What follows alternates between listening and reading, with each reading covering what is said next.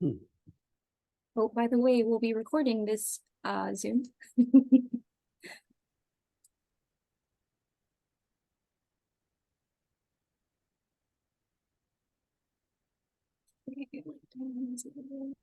It's 9:01 a.m. I think we're going to go ahead and get started. It's Friday. Happy Friday, everyone.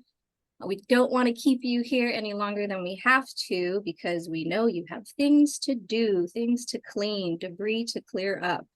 And a weekend, hopefully something fun to do this weekend other than cleaning and working. My name is Denise Chrysostomo. I'm a program coordinator with the Urban and Community Forestry Program at Department of Agriculture, the Forestry and Soil Resources Division. With me today is PJ Nicholas. PJ, did you want to introduce yourself? Good morning, PJ Nicholas. Also a program coordinator with Smart Tree Specific in partnership with the Urban and Community Forestry Program at Department of Agriculture. Thank you all for coming. We're excited to release this money out to the community to do great things for our urban forests. Yeah, go ahead, Denise. Okay, thanks. So before we get started, just a few housekeeping guidelines. If you have any questions during the presentation, feel free to drop them in the chat. PJ's standing by as our tech to answer questions, and we can get around to them also towards or at the end of the presentation. So if you could hold your questions towards the end, unless it's something really important. Yeah, I think that's it. Please mute your microphones just so we don't have too much background noise and disturbances. And we will be conducting a native tree portion of the workshop at the end. So it's our last topic on the agenda. But before we get into that, we're going to take a short break. I want to ask you to please stay with us. It's going to be a good workshop, and it's going to help you in your tree planting projects and in your planning. Okay. So we're really excited to talk about this grant program, Fina'maolek grant program, because it's our pilot grant program. So this is the first time that Urban and Community Forestry has rolled out a grant program, and we're excited to take the lead on it. We have some really great partners, really good support, and interdepartmentally and in the community. So thank you for being here.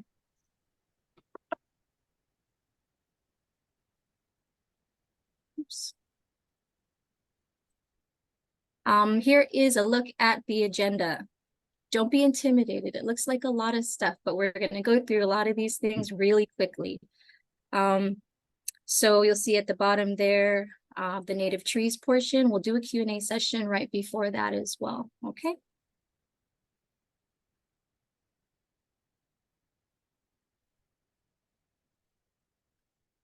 So here's a brief introduction. So the Urban and Community Forestry Program is part of the Guam Department of Agriculture, Forestry, and Soil Resources Division.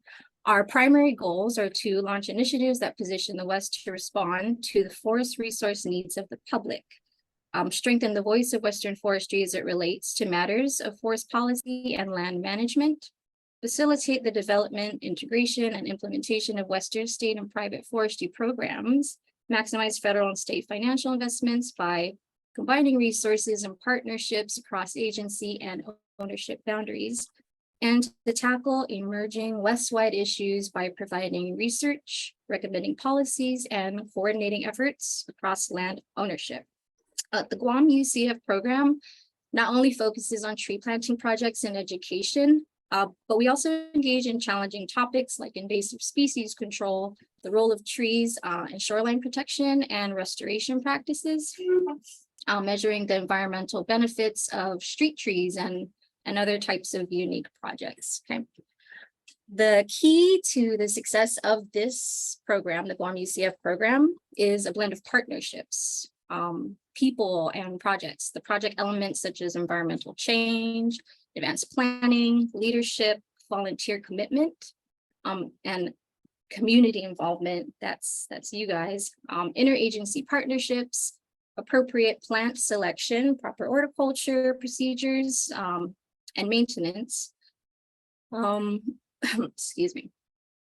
So the Guam UCF program helps communities improve quality of life within the built environment through actively participating in urban forestry projects and gaining a better understanding of the role that trees play in our villages and in our neighborhoods.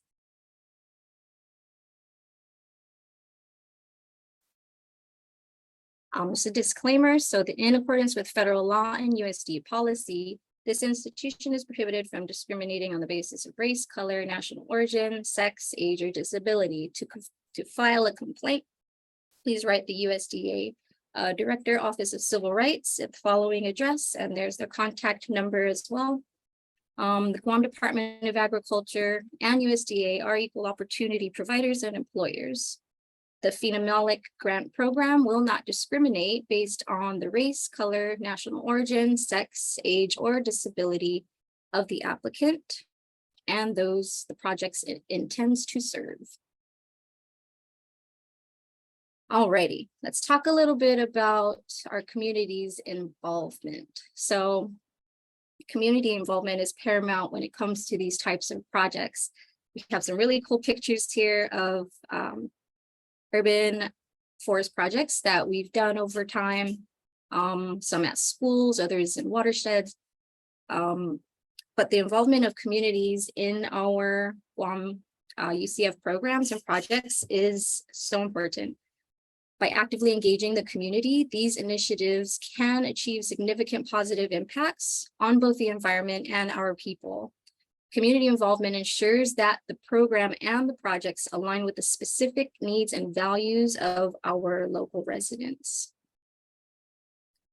It also fosters a sense of ownership and pride in the outcomes. Moreover, it empowers individuals to contribute to the preservation and enhancement of their surroundings, promote environmental awareness and sustainable practices. So collaborative efforts between the government, organizations, and the community create a strong network for sharing knowledge, resources, and responsibilities. And that leads to long-term success and the resilience of Guam's urban and community forests.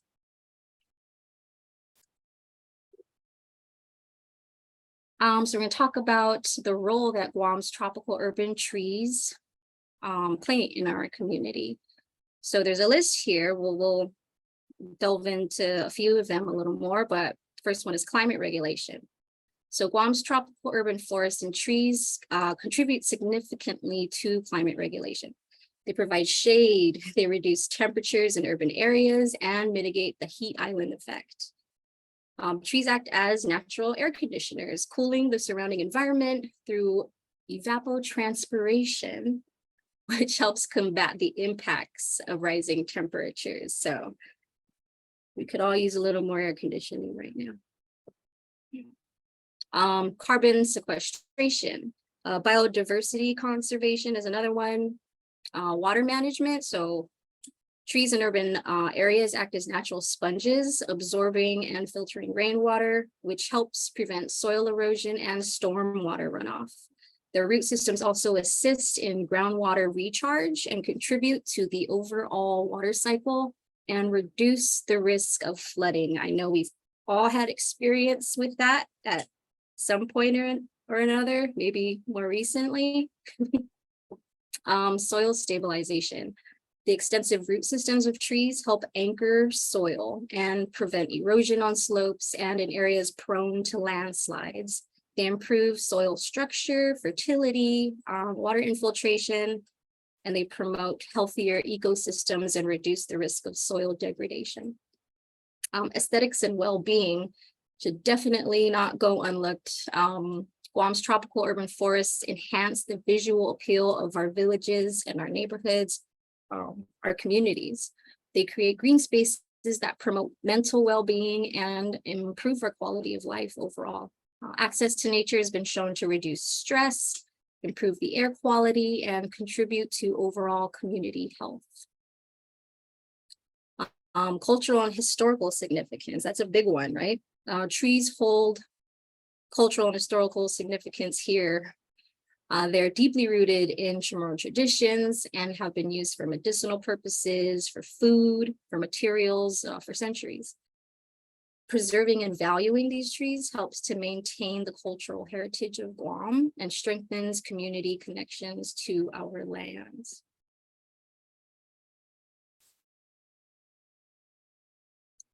So it's crucial to prioritize the preservation, conservation, and sustainable management of Guam's tropical urban forests and our trees. Key issues and concerns related to urban forestry on Guam is mapping the tree canopy, which we'll talk about a little more a little later. Maintaining a tree inventory, that one as well. Advancing knowledge of tropical urban forestry. Management plans and best management practices, training for industry professionals, creating public awareness of the value and benefits of trees, and demonstrating the importance of trees through tree planting projects. All righty. We're moving kind of fast, okay. We are talking about the application submission and review process. So I'll talk about the application worksheet first because I think it's a really, really helpful tool, and I think it's going to help all of you who are interested in applying. The little image there on the right, top right of the slide is just a screenshot of the application worksheet. This is available for download on our website. What this is an Excel sheet. It's not the actual application itself because our application is online. It's a form that lives online. This is to prepare you for the online application. This way you can, work on your narratives, work on your proposals, work on the different sections. If there are things that you need to change, this is saved on your computer or on your Google Drive or where have you. You can always call back to it. There is an application checklist here. That's going to be really important when you are going to submit your application. So on the application online, there are sections there. It's really easy. There are areas for you to download, or upload forms that you'll need to submit. Let's say you're doing a tree planting project and you need a land permit. And that is where you can submit your application, upload that permit, and any other documents that you need. So this worksheet will help you through that process. When it comes time for you to actually apply, it's as simple as copying and pasting into the form. And this is your backup. This is your yours to keep, to refer back to at any time. Just let us know later if you have questions about that, okay? The proposals are reviewed by a subcommittee of the Guam UCF Advisory Council, and they will either approve or not accept the grant.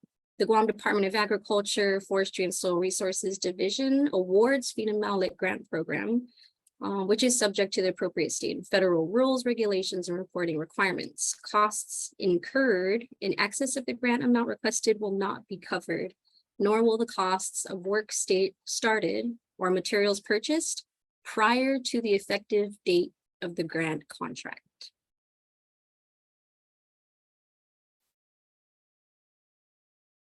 Okay, so current round submission deadline is July 20, 2023.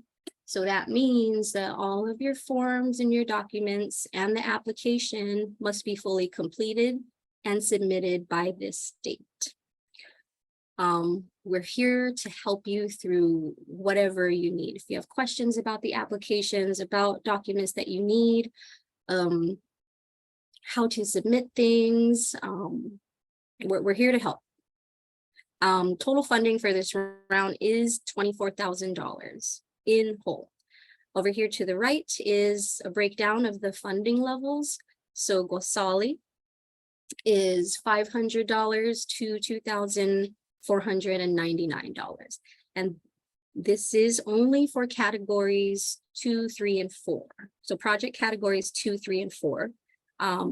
We'll get into those categories in just a bit. The EFIT funding level is $2,500 to $10,000. And this is open to all project categories. Okay.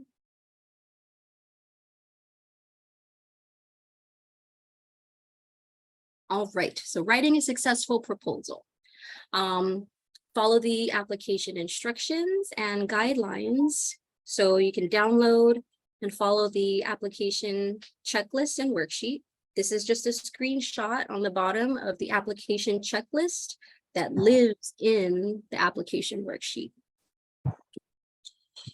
So download that, follow the checklist, just follow the worksheet, download all your required documents from our website. Be sure to submit all the required documents in time, so by July 20. And then there is a budget sheet, so submit the required budget sheet. That's also available for download on the website. And if you have questions about that one, just reach out to us. We're more than happy to help, okay? This is our email address. Also, my number and email address will be at a later slide.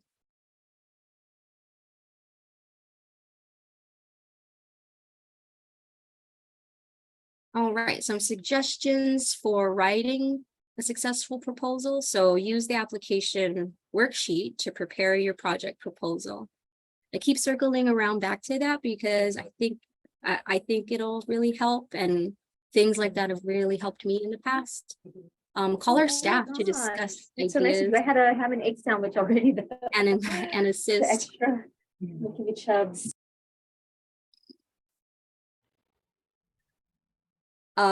Involve your staff or committee when you're developing your proposal. So get ideas, talk to your people, see what the ideas are. This is a really good chance to brainstorm and come up with solutions. Clearly state your budget information, your matching funds, and the source of your matching funds. Provide a demonstration component for your tree planting projects and read the guidelines carefully. Describe how this grant will strengthen Guam's urban forests and respond to the current urban forestry key issues and concerns. Okay. And there was a slide previously of the key issues and concerns. We can circle back around to that if anyone has questions or you want to go over it again. Okay. Project evaluation criteria. So for all qualifying applicants who do apply, consideration will be given to those who meet a demonstrated Guam urban forestry need as identified in the key issues of concern and the Fina'maolek project categories. It'll be given to those who help strengthen and develop local urban and community forestry capacity. Your projects are cost effective. They provide clear and concise information. Your project responds to a community need. You have well-documented cash and in-kind matching commitments. Your project is or has culturally diverse involvement. It involves partnerships, that's big. It utilizes personnel that have qualifications to complete the activity. So getting a professional on board, someone who's well-versed in forestry or in whichever avenue you decide to go down. Your project has adequate volunteer involvement. That's going to be a really, really big one. And your project generates local visibility, incorporates public relations and program awareness.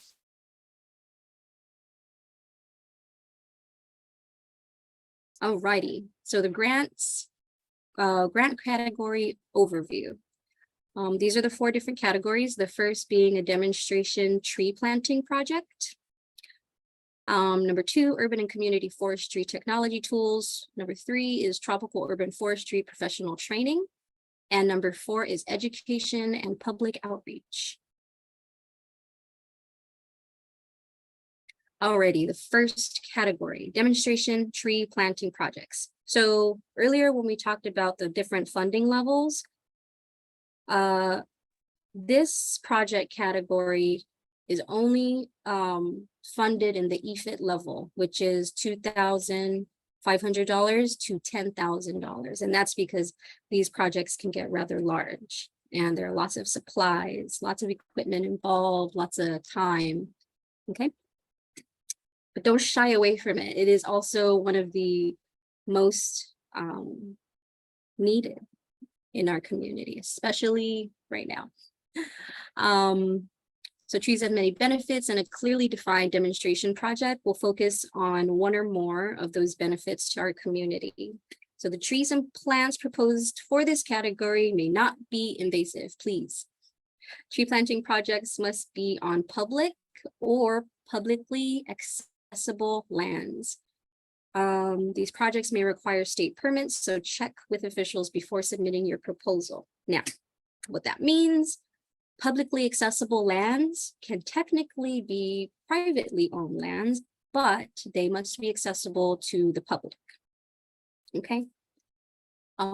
Examples of Category 1 projects include, but aren't limited to, how trees reduce energy use, how they're green infrastructure, how they demonstrate cultural benefits, how they improve our water quality by planting along our urban streams, how they can be used to mitigate effects of stormwater runoff, heat islands, sea level rise, climate change, and they can protect our coastal areas from storms.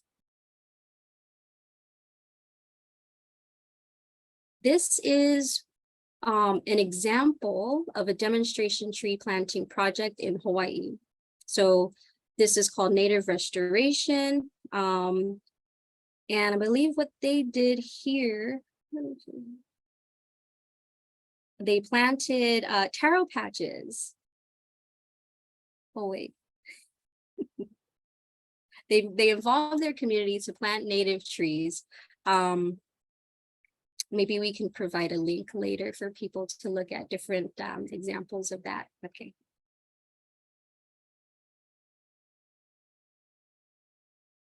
This is another project out of Hawaii where they planted edible fruit trees. So they created a food forest, which is something that's totally doable here. One thing to consider when you do those things also is maintenance, which can be partially covered by the grant. Okay.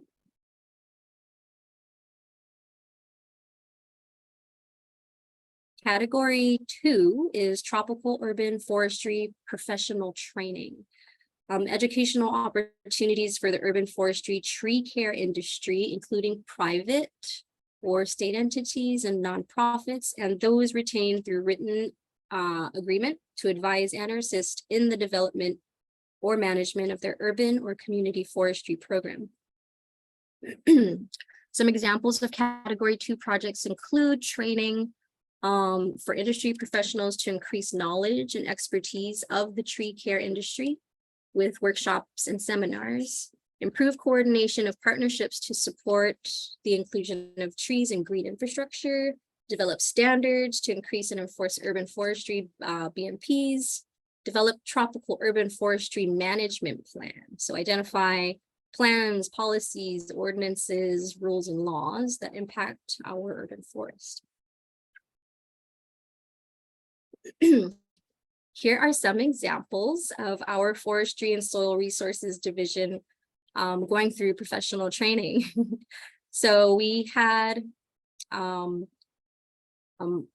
a safety and operations chainsaw training from a trainer out of Hawaii.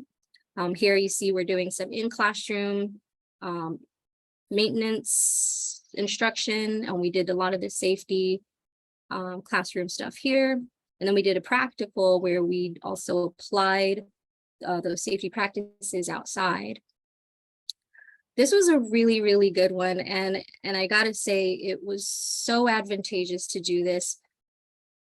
I can't begin to tell you how much work that our crew's been doing with chainsaws lately. And I know they're feeling much better and confident and safe with this type of training. And we also conducted a tree climbing training. They've done this in the past. I was lucky enough to catch a refresher course of this.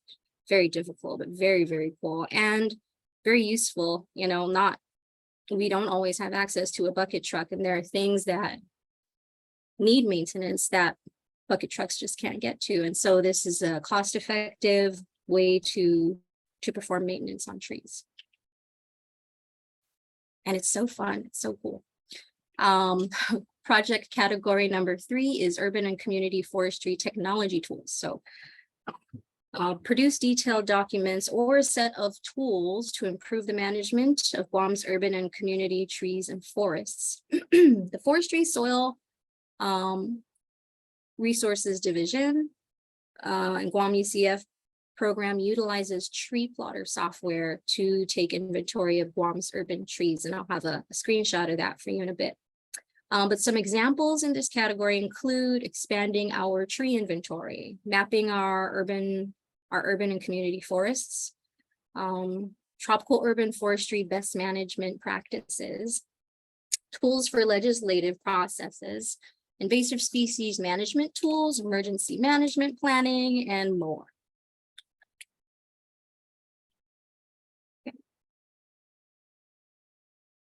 This is a screenshot of what tree plotter looks like. So this is what we use to do tree inventory in Guam. And if you decide to do a project like this, we'll walk you through it. We'll help you out. Okay.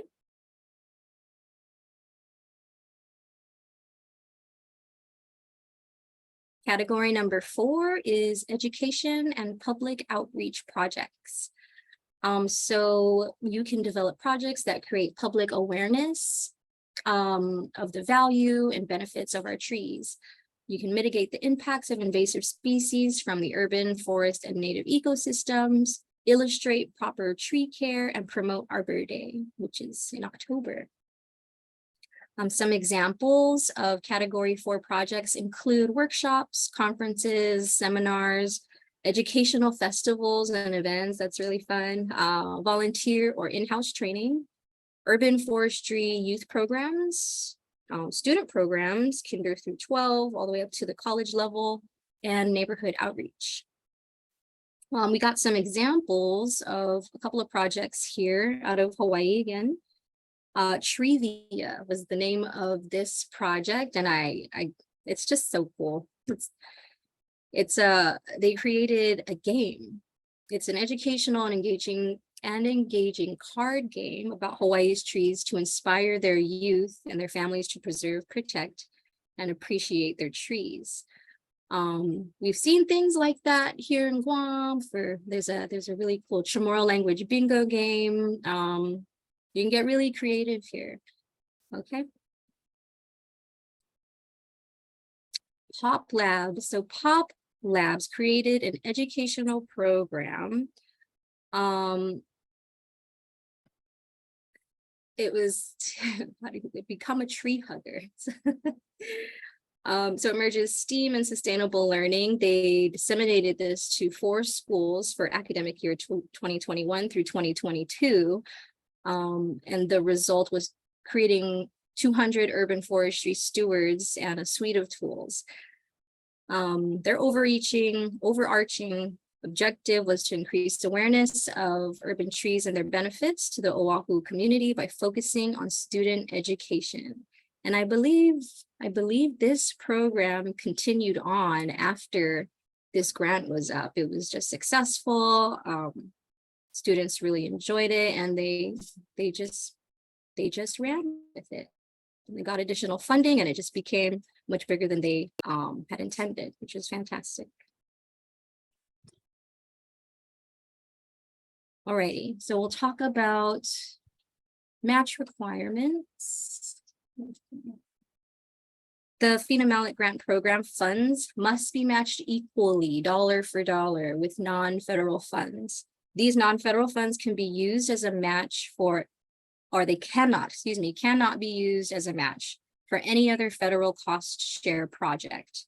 The match may include in-kind contributions, volunteer assistance, that's a big one, and private and public, non-federal monetary contribution. So all matching funds must be specifically related to the proposed project. The source of the cash and in-kind match must be identified and quantified in the application by enclosing letters of intended support. If you have questions about how to do this, we can help you with that. Matching funds expended or received prior to the date of the grant agreement cannot be used as a match. It's important to note that for tree planting projects, the first year of maintenance can be utilized as a match, okay?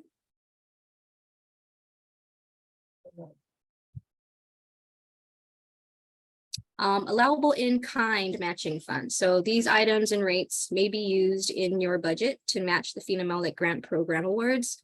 All in-kind matching donations must be documented. The volunteer rate as it currently stands is $31.60, and you can use that for volunteer tree planting and maintenance activities as well. An exception can be made when a person donates their professional services. They can donate at their billable rate. Ineligible matching funds include conference or meeting attendee registration fees, food and refreshments, and costs incurred before the start of your project.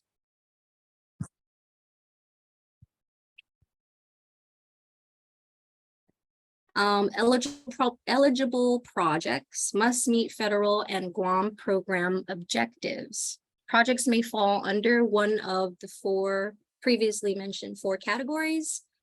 The Fina'maolek Grant Program is intended to support new initiatives, programs, projects, or activities not currently being funded through other sources, so they have to be new projects.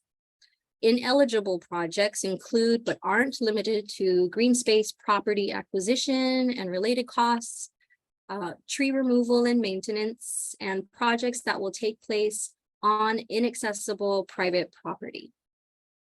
So again, if your tree planting project is on private land, it must be accessible to the public. Ineligible requests include computers, printers, typewriters, cameras, phones, fax machines, structures and other equipment, food and refreshments, salaries and wages, which is administrative funds, overhead salaries, are typically not supported, but you can use them as a match. Contractual services for work needed to implement the project may be included.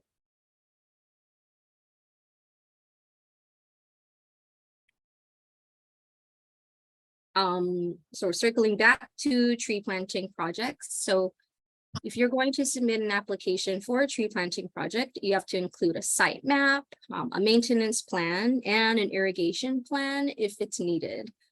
You have to meet the plant budget requirement, which is at the least 70% of your plant budget must be used for medium to large trees.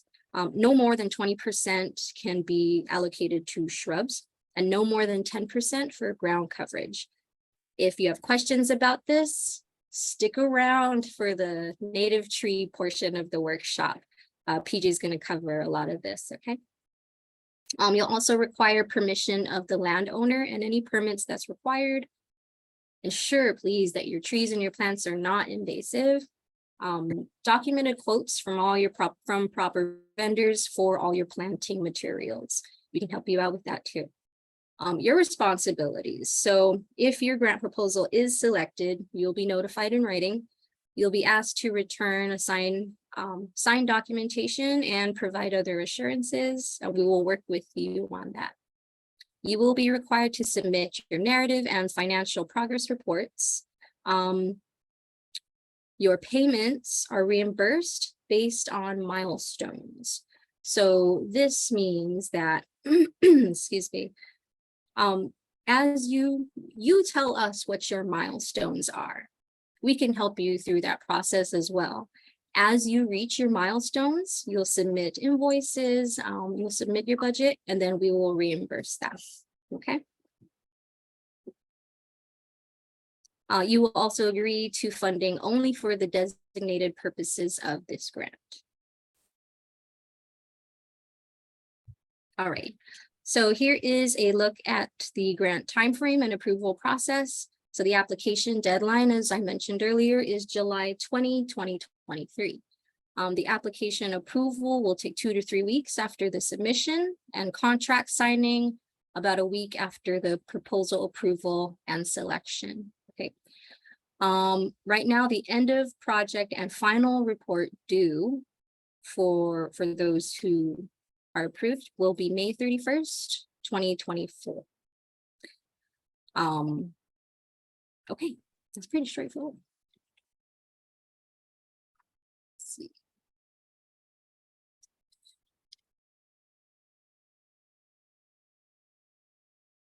I lost my cursor. Here it is. Oop. Alrighty, so inspection of your project. So the Forestry and Soil Resources Division may conduct site inspections and shall be given access to all your documents related to the grant.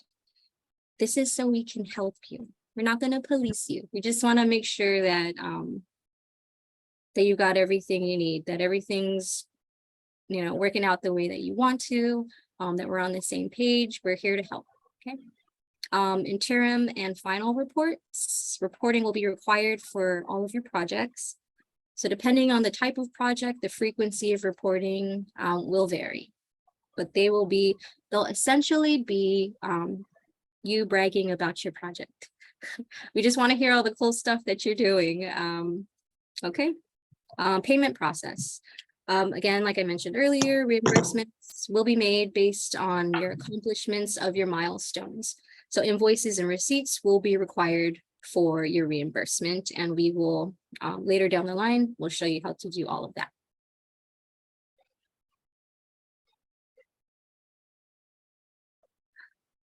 Here is a QR code to our website. You can screenshot this if you like. It's all of our contact information. It's our website. You can email the Fina'maolek at Smart Trees Pacific. Here is my email, PJ's email. Our phone numbers, you can give us a call before 6. And then here's a link or a QR code to the online application if you want to take a look. You need to download any forms. You can head over to the website and download those. Okay, and I think we can open up the floor to questions. I have a question. Hi. Hello? Hi, Barbara. I can hear you. Yeah, Island Girl Power was signed up for Smart Trees last winter. And we joined Teddy, I believe 3 times, surveying the Dededo Mayor's tree. I call them the Dededo Mayor's trees along Marine Corps Drive. Okay. We haven't gotten our certificates. And we had hoped to do a digital survey of the public trees around Island Girl Power at East Sing Song Road in Santa Monica. I just want to know how we can contact you to get back on track with the program. Sure. So you can reach out to my email address or give me a call. It's here. Are we on your list, or did all that get lost? So that is the Citizens Forester program. Right, Smart Tree. Correct. I was not here for that. I just came on board in January, so I can follow up and see what's going on with that. Okay, because we're very pro tree and we were very proactive last year, so we'd like to continue on that momentum. Yes, absolutely. We do have the program coordinator for the CFP program. Let me just check in with him, Teddy Conception, and then we'll start moving forward from there.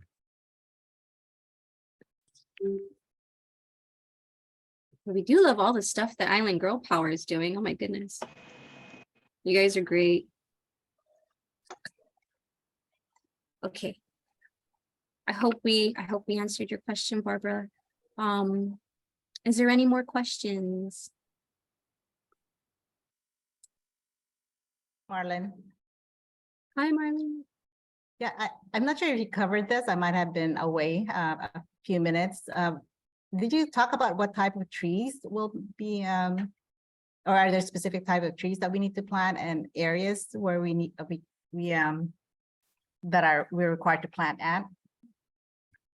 Yes, so the areas that you can plant have to be accessible to the public. So it can be public land, which is government land, which will most likely require a permit. And it can also be private land, but the private land has to be publicly accessible, if that makes sense.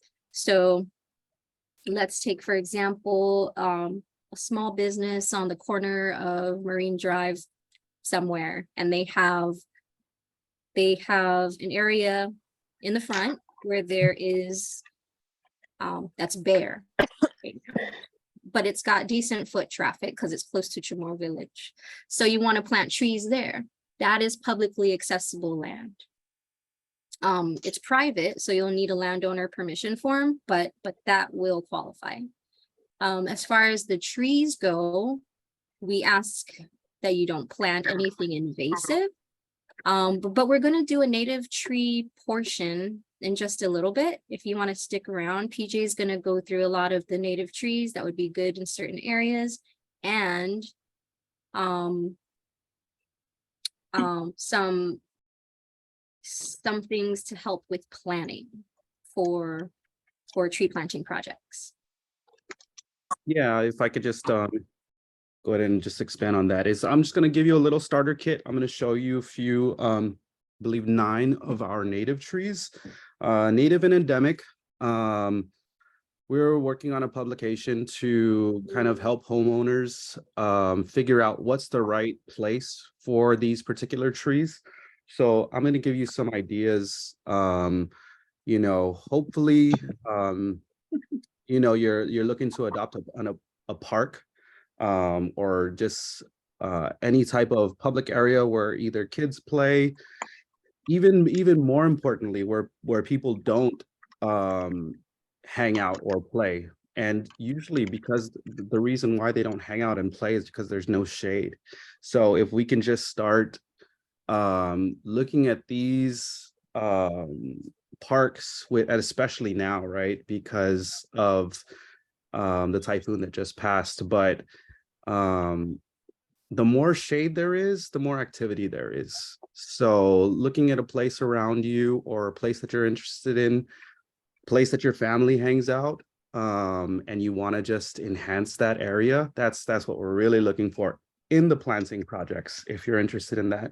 And so we're going to go through some of these trees, get the brain going on how you can either map out or you can get assistance from a professional to map out, and just give you some ideas. I'm going to show you some planning ideas. I'm going to show you a couple examples of a couple parks, and then kind of somewhat get into supplies and or what the maintenance looks like. That's coming up. And can I just like clarify, would food trees be acceptable?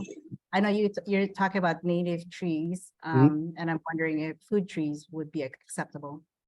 Food trees is definitely acceptable. For right now, in partnership with the forestry division, and especially because these are in urban public spaces, we have native trees ready in the forestry and soil resources division's nursery if you're looking to plant native trees. With food trees, we're starting to plant and grow.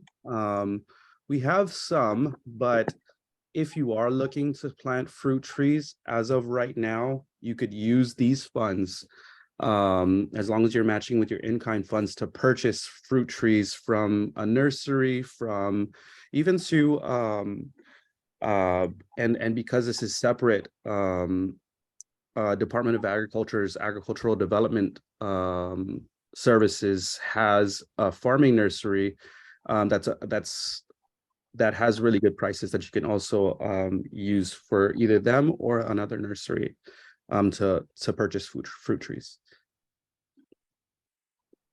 Thank you. Mhm. Alrighty. Oh, Did anyone else have any questions? oh Sorry. yeah, I have one question. Thanks for the presentation. It was really helpful, firstly. And then I just had two questions. The first one was about, I know you said that we needed to have new projects. I was just wondering if the new projects can also be like supplemental to like something that was already running, like let's say that we have a program that is educating kids on the importance of environmental stewardship. Could this grant fund a separate day of just like taking the kids to like view this like demonstration of tree planting? Or does it have to just be entirely separate from any programs that like have been previously run? That's a good question.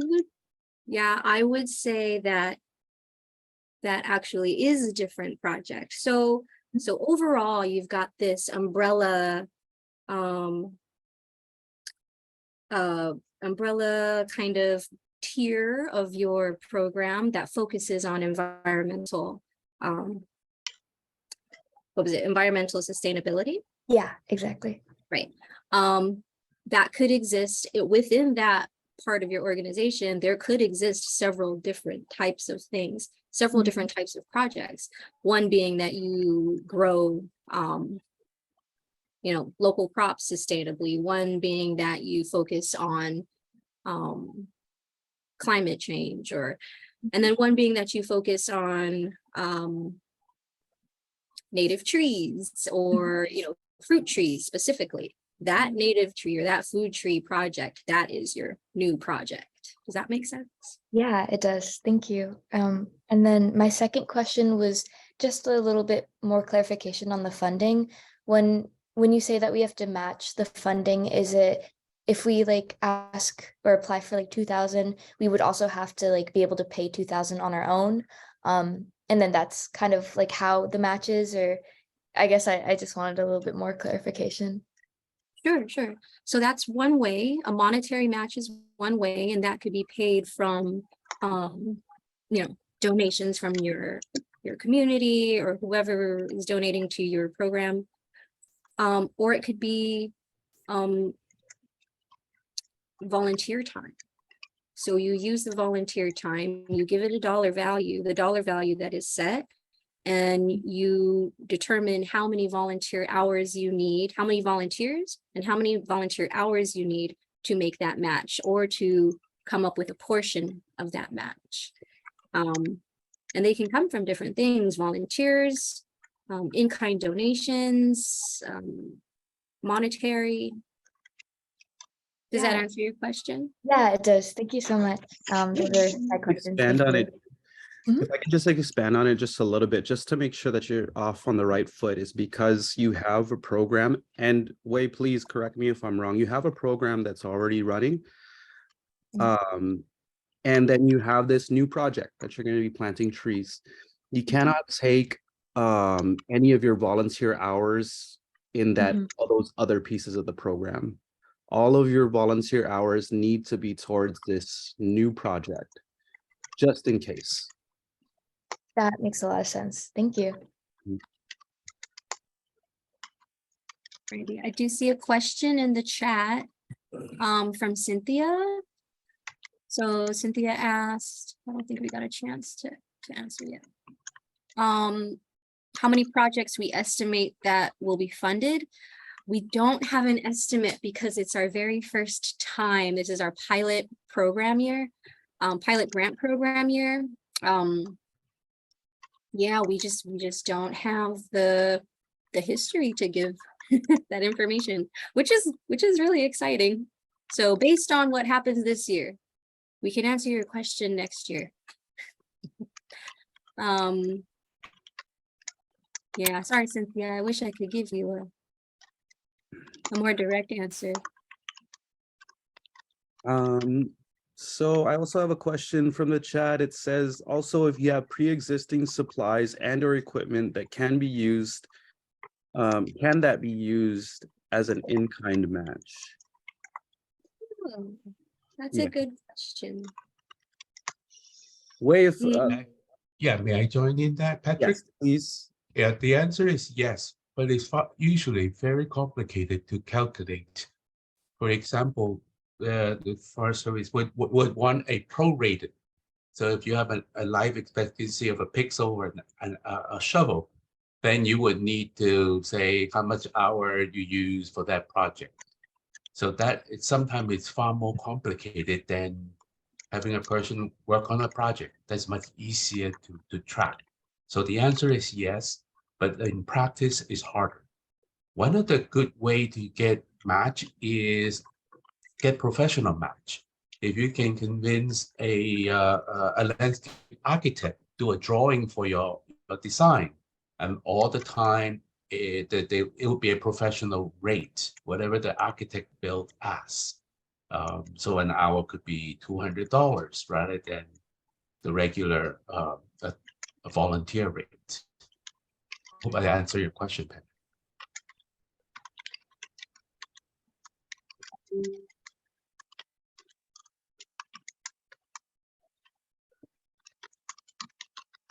Okie dokie.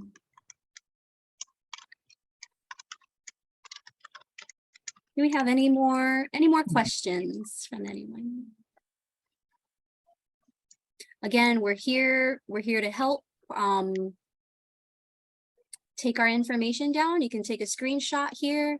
I'll send a follow-up email also with our contact information and any pertinent links.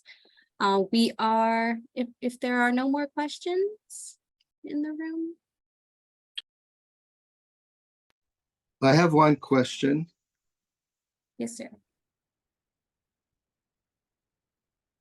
Thank you. My name is Lucky Sakamoto from Rotary Club of Guam Sunrise. My Wi-Fi is unstable, then I just on and off all the time, so I can only take about 50% or less information, and I couldn't even see the shared screen. But one question I have is, like, if it's the tax status is not 501c, which program is available or we can apply? I'm sorry, are you a small business? Or local business? No, Rotary Club of Guam Sunrise. Yes, Rotary Club. Okay, you actually do not have to be. Non-profit. Yeah, so you can apply for any funding level and any project category. So you do not have to be 501c3 registered. Man, I think we lost Okay. it. Oh, Oh, you there there. he is. Yeah, because they on and off, so I just could hear. Yes, but go ahead. Yes, Real so- quick, we are also going to, we also have a recording that will have a YouTube link to what was said throughout the whole workshop. Okay. Yeah, did you get what Denise All right. said? Thank you. No? The partially I could hear, but not entire. So I will just take a look at the YouTube later on. Okay, Yes, you qualify. You qualify for all of them. Yeah. Really quick. All right. Thank you. Mhm. Good. Thank you. alrighty. Any other questions in the room?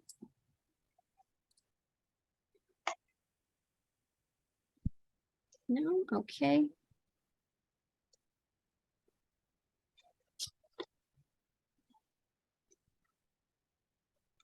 Okay.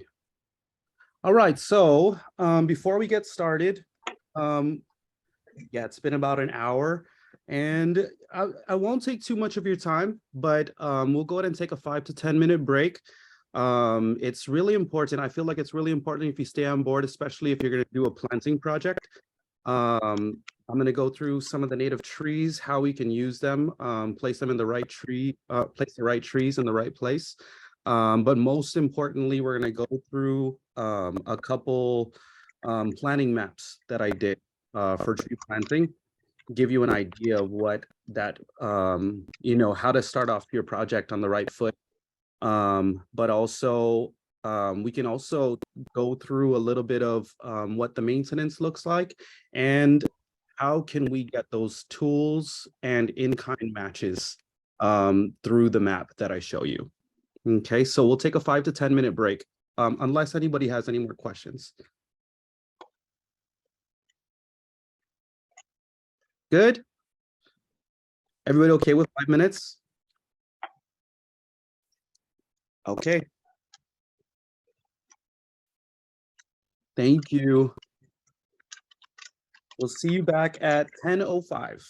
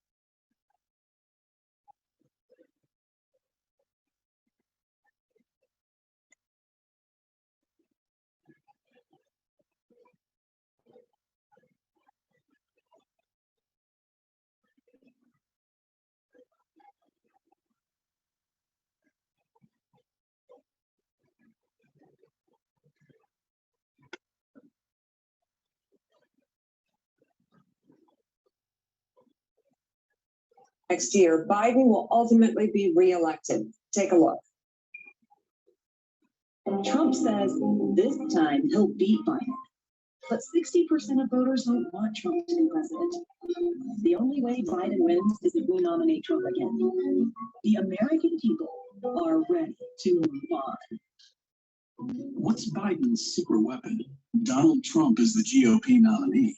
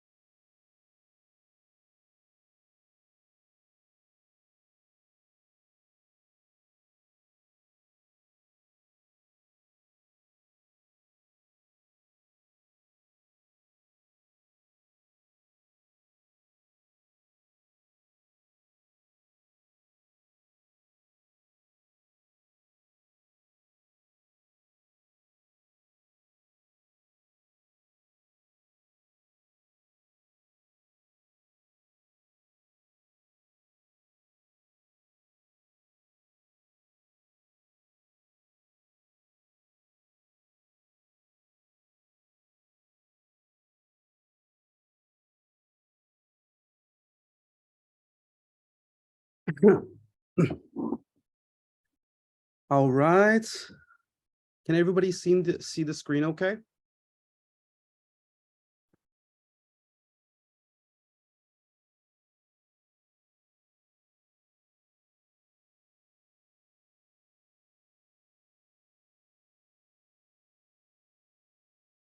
Let me see. PJ, Yes. may I have a couple minutes to talk about how we can the roles that we play and how we can help the process? Of course. I'll be quick. Right now, everybody is sort of developing ideas, and I would like to let everybody know how the PJ and Denise can help. So when you have an idea, you're not so sure, that's the time to talk to PJ and Denise and say, what if I'm thinking of this? What are your thoughts? What can I do better? There are also time your project will get better consideration if you address multiple points or multiple categories. You have a planting project, but in a school, and you can give a slight educational component to it, and you hit two categories with one project. So that increases your rating and credibilities with the committee. It is a set pool, so everybody is competing with the same pool of funding. So having more points of addressing more of the area would help you. And also the third thing I want to talk about is a new project versus not old. The typical rule of thumb is n+1 is not really right. So, it's not good. So if you already have a planting project and you want to add a tree, this is the wrong grant. But if you have a planting project in the courtyard, but then you want to do another project in the playground area, that's a whole new project. So the distinction n+1 between old and new sometimes is vague. They're very, very unclear. Talk to us. The main thing is talk to us. We will help.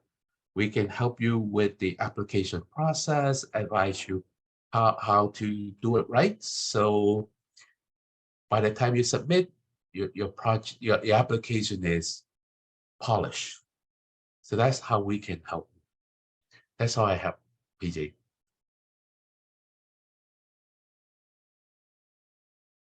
Thank you, Wei. Okay, so real quick, again, I'm just gonna go through some native trees just to get the mind going about any of the planting projects portion. See how it can be used, get some ideas just flowing. So this first tree is Aabang. Aabang is a stunning medium-sized tree with an oval-shaped leaves that grow that grow in an opposite arrangement.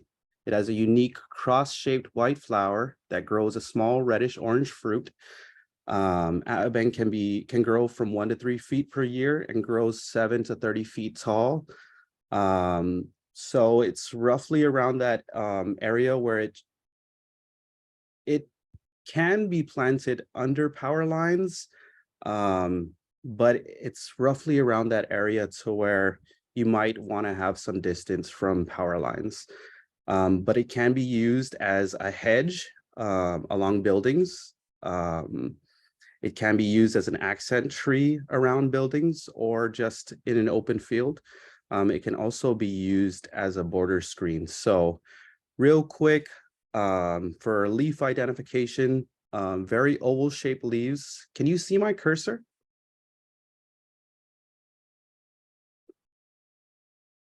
Yes. Okay. Yes, so oval shaped leaves here at the top left. It grows in an opposite arrangement. Here in the middle to left picture, the leaves on the branch are growing directly opposite of each other. Cross-shaped flowers, so you can see how that can be perceived as cross-shaped. And here's a look at the fruit. The fruit is also edible, medicinal, and used or eaten by native birds. Okay, let me see. Oh, here we go. So here is a picture of, this looks like roughly maybe 10 to 15 years old, an Aabang tree. Okay, so this next one is Guasali. I'm sure you know this, but here's some ideas of how you can use them. Guasali is another beautiful endemic shrub with obovate leaves here on the left. It grows in an opposite arrangement, you can see here. And its flowers are trumpet shaped with square bells grown in pairs or triplets together. The fruit is a fibrous fruit here on the right. It is a fibrous fruit and woody that grow in 2-celled capsules. Each of these capsules can have up to 100 seeds inside. So even too, if you're looking to grow things, look for these, wait for them to get brown, and pull them off. When you open it up, it'll have the little tiny seeds inside. So Guasali can grow up to 10 feet tall and can be planted under power lines. It can be used as a hedge around buildings. It can be used as an accent shrub. It also can be used for erosion control, as if you could see on the side view here. or other areas in danger of eroding. Okay. Here is a few pictures of guasali. On the right, you can see it used as somewhat of like a border hedge. Yeah. Okay. This next one is Binalu. Binalu is a medium native tree with heart-shaped leaves that are grown that grow alternately on the branch. So if you see here in this picture, it's not exactly opposite. It's one after the other on opposite sides. All the way up. That's one way to identify this plant. It has a yellow flower that flowers all year. Its fruits are round and star-pointed pods that turn green to brown and opens when mature. Binalu's average height is 30 to 40 feet tall and should not be planted under power lines. It is mainly found on beaches, near rivers, and in limestone areas. But it's a very resilient plant. You can practically plant this anywhere. And it can be used as an accent tree, a living fence, windbreak, or property boundary. Let me see. As a shade tree, it can also be used as fodder for livestock and coastal control. So as you can see here on the side view. Oh. And here's a picture of Binalu.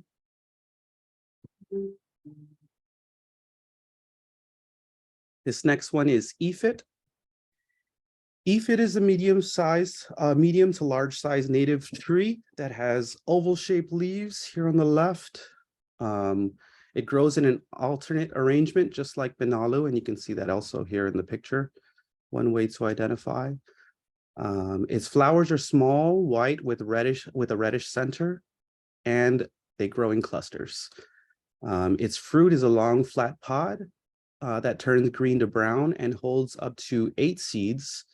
Ephit typically grows from 20 to 40 feet tall and rarely can grow up to 80 feet tall.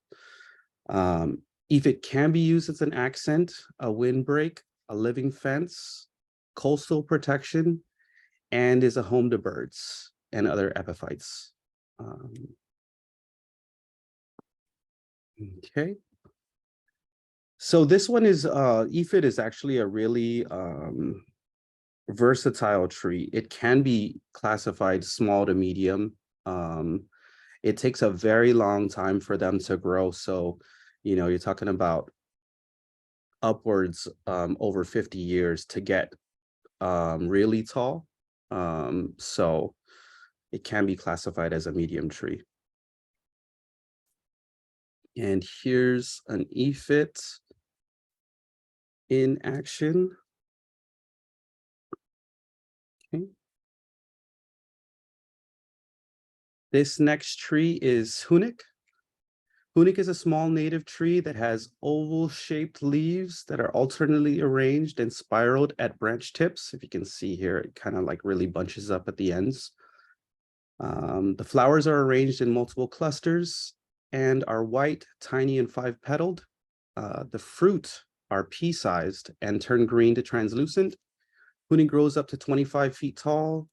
It can be used as a salt screen, coastal soil protection, shade, as a hedge, as a windbreak, and also a home to ocean birds. This is also a very resilient tree, and even though we usually find them on the coast, we have planted them in native tree gardens in schools, and they thrive. And let's go ahead and take a look. Here is Hunik in action. Also, this is a really good butterfly tree if you want to have some butterflies in your park. There's certain times in the year where you can see hundreds of butterflies on this tree.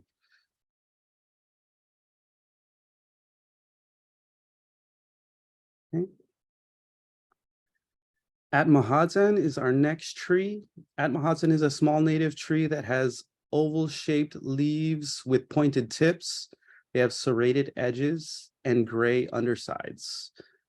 And they're alternately arranged. Its flowers are round, green, with white hair-like structures on all sides and are clustered together. Its fruits are edible, white, and mulberry-like that hold many tiny seeds. Atmahazen grows up to 25 feet tall and can be planted under power lines. It can be used as an accent, a screen, and is a food source for birds. Okay. And here is a picture of Atmahazen. I believe that's Calientes in the background.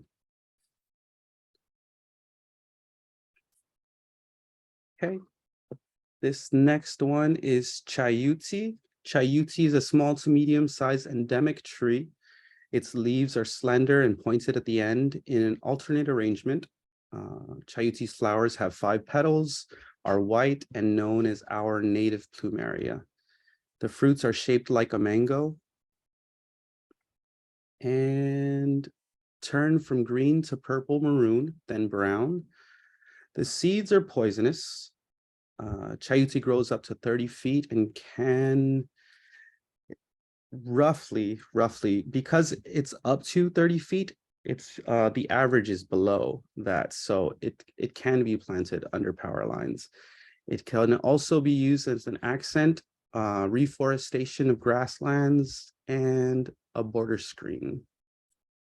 So this tree is used a lot in landscapes. It's a very beautiful tree. I mean, we love to see plumeria. Why not a native plumeria? It does have poisonous characteristics, which means it's also medicinal. But, you know, just awareness. We haven't had any, you know, known issues with toxicity or people, you know, having any problems with Chayuti. So, but it's good to know that it is poisonous.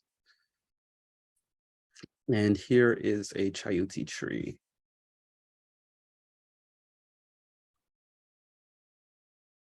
Okay. Next is Nidzaron. Nidzaron is a small to medium native tree that has large oval-shaped leaves with the pointed tips in an alternate arrangement. Its orange 6-petal flowers form in clusters and are trumpet-shaped. Its fruits are round with pointed ends, turning green to brown, and have 4 or less seeds within them. Nidzaron grows up to 40 feet and should not be planted under power lines. It can be used as an accent, a shade, a windbreak, and coastal protection. And we see these a lot in our parks. Here's a Nidzaron tree, looks about another 10 to 15 years old. Okay. And our last tree is Nonak. This is Nonak is a large native tree that has large oval to heart-shaped waxy leaves with an alternate arrangement. It has a star-shaped white flower that bloom in clusters year-round. Its fruit turns green to light yellow and look like a hollow bell or lantern. Nonak grows up to 60 feet tall and should not be planted under power lines. Nonak can be used as a border screen, a shade, an accent, coastal protection, and also home to native birds. Okay. And here is Nonak. So this next portion, we're going to go ahead and go through how a planting project can look. And here's another view of what our tree inventory software called Tree Plotter looks like. Each dot has a certain color that signifies what species it is, and then a list of species as you've seen in a previous slide. Has all the species that we've currently mapped. Okay. So for here, and I got this off of Google Earth. You can use Google Earth, you can use Tree Plotter, and this gives you an idea of what open spaces you have to work with. Okay. This is your starting point. This is a starting point that I use, and I'm always successful in planning here and then going out to the field with a what is this, tape measure, and mapping it out physically. So this is your starting point. Depending on the size of your organization or your projection of volunteers, you can create a small project that has phases into something big. You can also, if you have a large group with a large amount of volunteers, you can just start and go big. And so this is what I usually do. So here's circles that signify large trees being like Nonak, and other large trees that have around a 50-foot crown spread. So these are signifying a 50-foot crown spread. And with this, you can kind of see shading out most of the areas, not clogging things up too much. But what we do want is just unlimited amount of shade, as much shade as we can. This creates activity within the park. It's inviting. And this next slide will show you a little bit more. So let's see, around here, there's 5, 8, 10, 15, 20, about 25 trees, right? So once you plan out your trees, let's say that this is your project, 25 trees. You can either go out into your yard, dig a hole, time the dig, right? I would say 10 to 15 minutes is a good projection. You have 25 trees times 10 to 15 minutes. Let's see what that looks like. 25 trees times 15 minutes is 375 minutes divided by 60. That's 6.25 hours, right? 6.25 hours times the $31, 31 point, I think it's like 75. That's $200 of in-kind contributions. That's one way to look at it. You can also say that, you have a certain amount of people, and you think that this is going to take about 2 hours, 20 people, 2 hours, somewhere along those lines. If you have a bigger group, these orange reddish circles signify medium trees. Okay, so you double the amount of trees, double the amount of the in-kind contributions.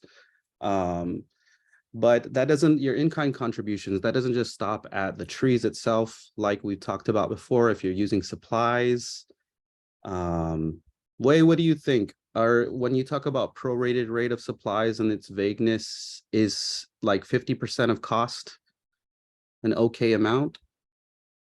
Yeah, supply, all of, you can definitely reuse. It's just difficult in calculating. Yeah. So supply is easy, especially consumable. Equipment is harder. How do you prorate the cost of a shuffle for 2 hours or 30 shuffle for 2 hours? Mm-hmm. That's what I meant. If you have consumable sticks, gator bag, and mulch, those are easily consumable supplies. Okay. We'll work on that. And hopefully we can give you guys a worksheet of prorated costs per hour per supply, per equipment. We'll get on that for you guys. So yeah, so here's large to medium trees. And here are small trees. So looking at this, you know, you might say that it's a little bit crowded, but at the same time too, there's shade everywhere, right?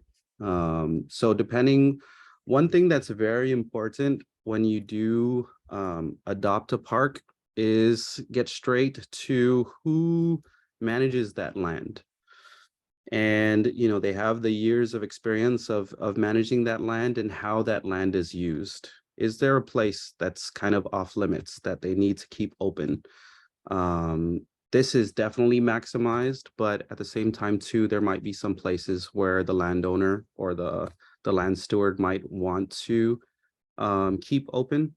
Having a meeting with them once you feel like you have like your planting project. Well, first initially making sure that it's not already adopted. Wherever you think that you want to do a planting project, check in with the landowner, land steward, make sure that it's okay to plant, and move forward with them together in creating this proposal. Yeah. So that's one way of doing it. Here we did large trees to medium trees to small trees. This next area is Fortapugan in Agana Heights. We just recently mapped this on Arbor Day or National Arbor Day. And another way that you can do it is mapping it by section, like Wei was talking about. You can do one section if you're a small group, for example, then section by section. Yeah.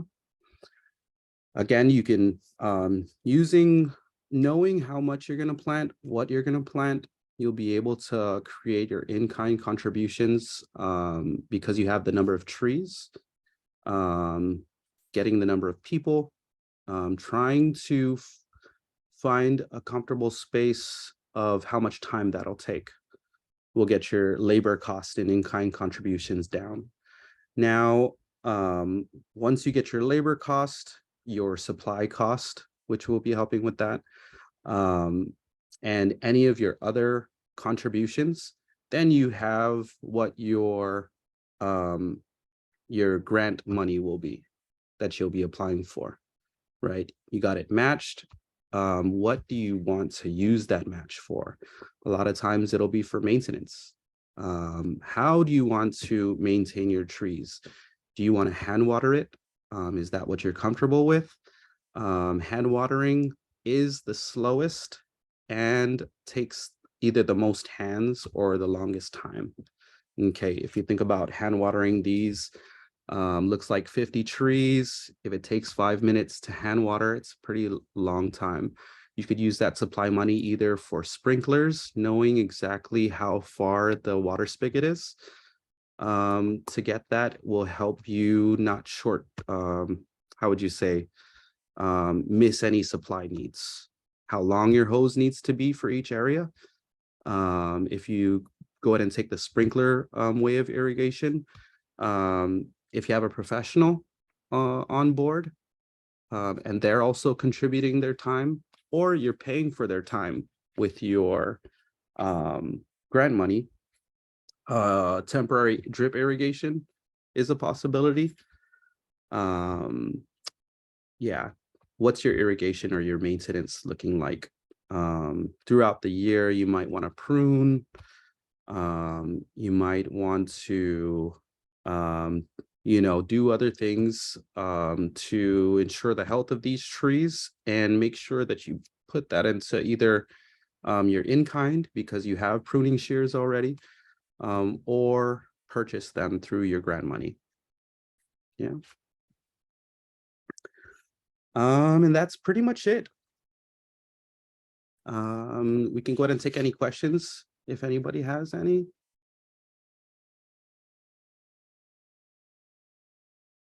PJ, hi, this is Marlon again. Yes. In past, we've tried to see if we could plant on government land. Mhm. And we wanted to plant coconuts actually. And DPW had said that they didn't want us planting coconuts because of liability reasons. How receptive are the government, like Parks and Rec and other government agencies in us, for example, working with them to plant trees? I know your examples are government properties, right? But Mhm. Yeah, it's always case to case basis. Again, like every land has its own land steward and they also come with different preferences. But, trying to create a game plan that's acceptable by everybody is the best way to go. And I would say, for example, here, if you can see my cursor, you wouldn't want to plant coconut trees along the sidewalk here because there's cars and those types of liability issues come along. But if you look around the jungle edge in the bottom right here, all the way to the bottom, where there's not a lot of people, there's not a lot of traffic, that can be an acceptable place for coconut trees, right?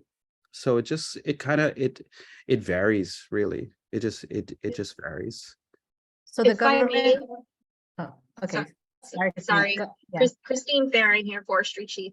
PJ hit it right on the head, but so even though forestry manages and issues permits for tree planting and tree care across the island, I mean, not permits for tree planting, but tree pruning and cutting, we still have to coordinate with the land manager.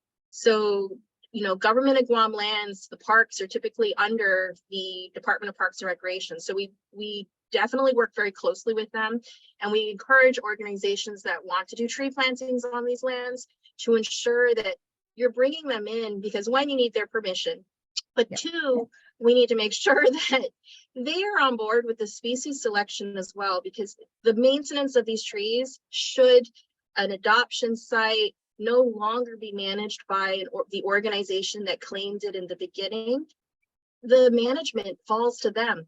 It always falls to them. And so you definitely want to be considerate of like what their desires are, and be mindful of the long-term commitment once an organization decides to adopt the site, put trees on it. This isn't a rural area where you can plant a tree and walk away. We need the commitment of maintenance. And so keep those in mind. Okay, so who do we approach first? Do we approach your division first or the Parks and Rec? I would say you have a planting project. This goes for everybody, and you're either very general in what where that planting project will be, or you're very specific. So if you're general and you say, hey, all of our group is mainly from the north, for example, let's do any park in Dededo. And I would say, and being that it's a park, I would go to the Department of Parks and Recs and say, hey, we're interested in doing a planting project for this grant. Is there any parks up for adoption? And then you'll get a list. Hopefully, ideally, you'll get a list of what parks you can adopt. You'll get a list of parks that have been, you might get a list of parks that have been adopted, but are, kind of in that fringe or gray area where the adopter isn't taking care of the park. So it might be up for adoption again. And checking in with that adopter to see if you can take on or partner with the responsibilities of that park. For schools, you would go to the particular school, ask the principal to see if they would be willing for you to put a native tree park or border areas or anything like that. Schools are, just to clarify about publicly accessible places, schools do have fences, but because they're offered to the kids in the area, to any of the kids in that area, it's classified as a publicly accessible area. So if there is a park that closes, most likely that's not, how would you say, like, for example, Epal Beach. Epal Beach the main gate where cars go does get closed, but you're free to roam that park any time of the day. So that doesn't count. But if there's a park that's like completely fenced up and definitely closes down and nobody can get in, that's a place that doesn't qualify as a publicly accessible place. But you know, if it's definitely somewhere that you really want, we can check it out and just to make sure that that's either eligible or not eligible for you. What is this? It cannot be on a private personal property, but if it's a private business property that's accessible, like Denise mentioned before, that's also another place that you can plant. But yes, set up your, I mean, first go to the land manager. That's the best way to go. Get the park or place locked down, and then you can come and see us, and we can talk about you know, the options and the availability and your ideas for that land space. Did that answer your question? Yes, Okay, thank you. you're welcome.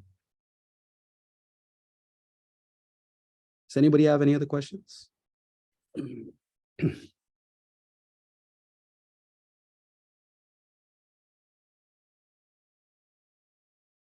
Okay, let me go ahead and stop this guy.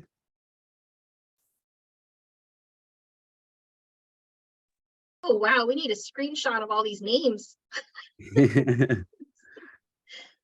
Let's see. Done. Did you all smile? Did you, do you want us to turn on our cameras or anything? Would that be helpful, or the name's fine? Everybody's okay. Would you guys be Yeah. okay with that? You guys want a group shot? It's our first time, everybody. Yeah. It's the first time launching a urban and community. See, you're gonna get an eyeball if I turn on my camera. I don't know what's up with that. So I'm turning mine off. I don't know how to adjust it. Roll back, chief. Okay, I'll roll back. I'll go back. That way, okay, I'm gonna go all the way back. Too much delay. But you guys, thank you so much for this. PJ and Denise have worked their doggins off. I left them alone and they made this happen. We're just so excited to be able to offer Guam this first time pilot, and we have an even bigger one coming. So stay tuned, because I'm going to model much of the big grant, the bigger opportunity, off of the successes of what you just saw today and what you'll be implementing. So there's more to come from your Guam forestry. Yeah, real quick, I gotta just say that I started the process before Denise came on board, and Denise came on and hit the ground running with this. I can't take too much credit for this. Denise pretty much got us to the finish line and majority of everything, but I am here to help with her.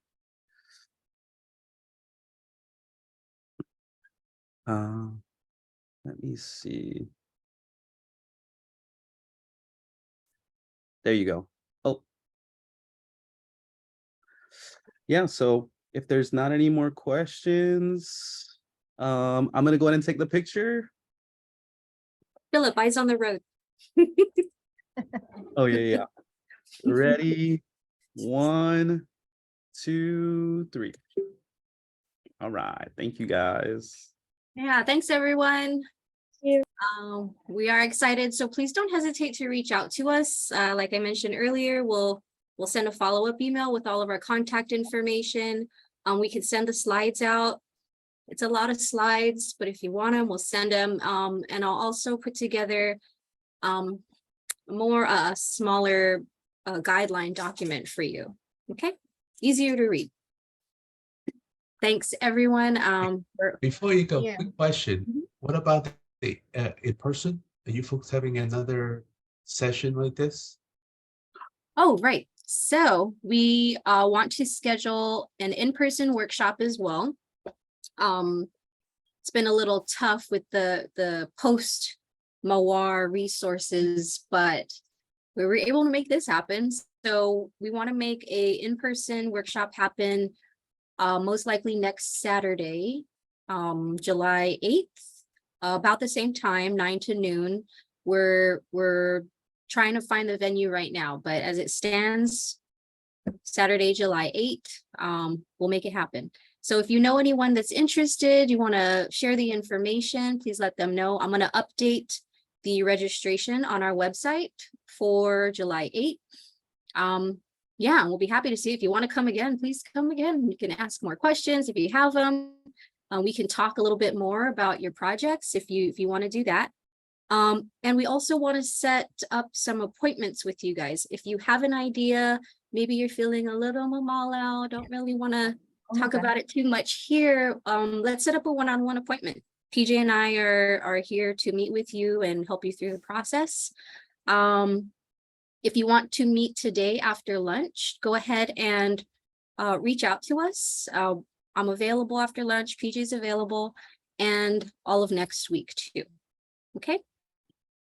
And we have many examples of previous projects from the grant. So we'll be glad to share them.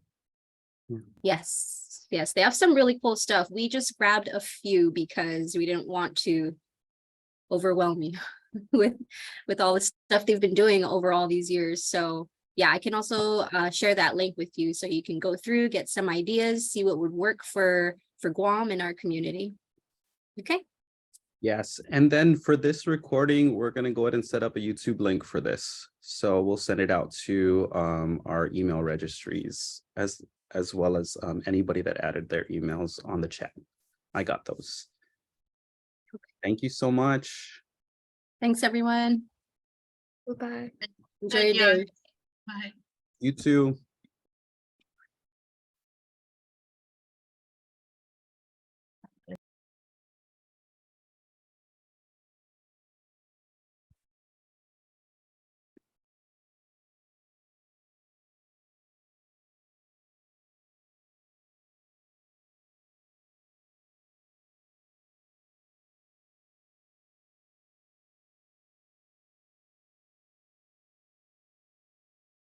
Oh, I got your email.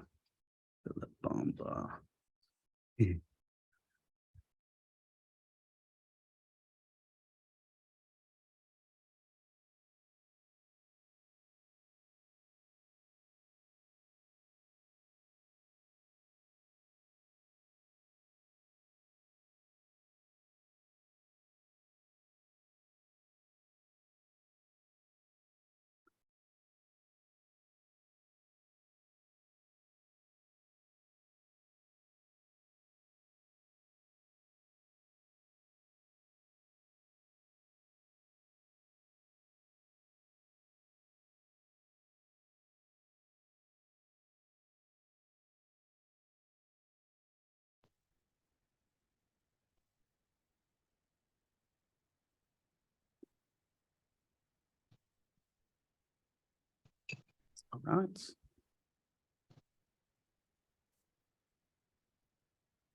All right. Oh, gotta stop the recording. Let's see.